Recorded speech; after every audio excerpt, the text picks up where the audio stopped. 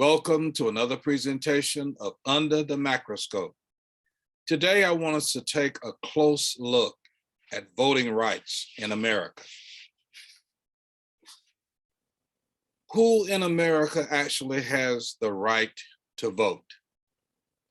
We shouldn't even have to ask that question, given the mandates of the United States Constitution, but due to the criminal acts on the part of some of the people who are actually in charge of carrying out the mandates of the Constitution, voting rights in our country are under serious attack.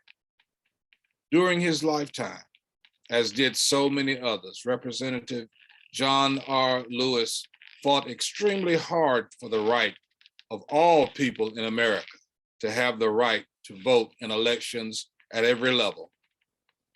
The Voting Rights Act of 1965 was pivotal in the fight for those who fought so hard for something that should have been a given according to what America is supposed to stand for. Promoters of Jim Crow tactics who serve in our government have done and are still doing everything possible to prevent duly registered American citizens from exercising their right to vote. Go figure, the very people who are in charge of managing America's affairs are as un-American as one could imagine. Just look at what they are doing. Many states have enacted laws under the guise of protecting the integrity of the voting process. This prohibits many eligible voters from experiencing and exercising their constitutional rights. Tell me, how can someone who has absolutely no integrity protect the integrity of anything? How can anyone call himself an American patriot when he works so destructively against the very fiber of a free American society?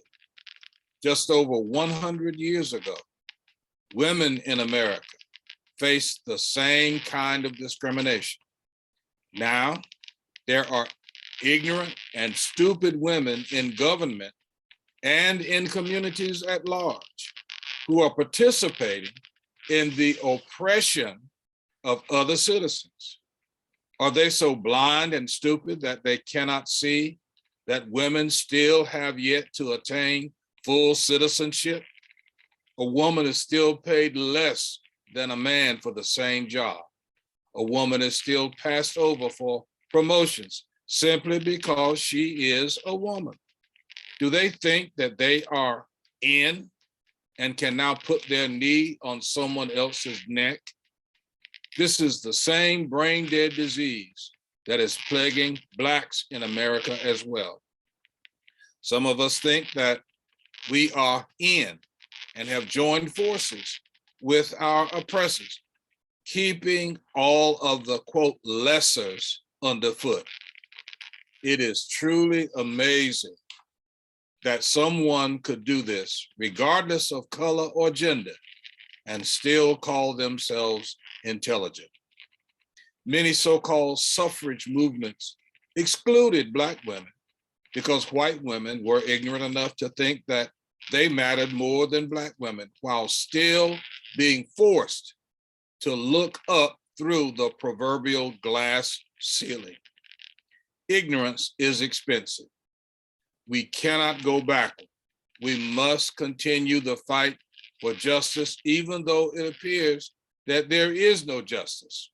The rich get to do whatever they desire, and there seems to be no recourse for the, quote, have-nots. This is not the American way, and real Americans must stand up and demand our share of the country that all of us helped to build and are still working every day to maintain. We do the labor. We pay the taxes. We fuel the engine that keeps this country running. Yet, no one sees us as worth very much in large measure because we don't see ourselves as being worth very much. That has to change, and we can and must change it. We live in a democracy, even though there are those who are trying very hard to kill that democracy. The people who claim to be Christians are leading the assault on our democracy. They claim to love God and country because those two things really get to the heart. But when your activity does not match your lying mouth, you prove that you do not know God and you could care less about country. Your God is your belly. You cheat, you lie, you oppress, you manipulate, all because you are so little that you have convinced yourselves that this is the only way that you can, quote, win.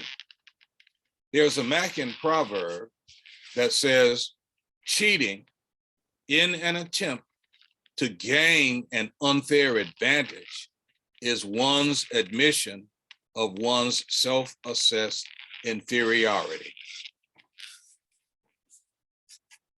Just another Mackin observation. Thanks for listening.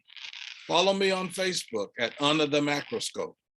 You may also follow me on YouTube at Matt McRae. Please subscribe and share. And if you wish, you can make a contribution of your choosing by using the QR code on the screen. See you next time. And remember, under the macroscope, we take a closer look.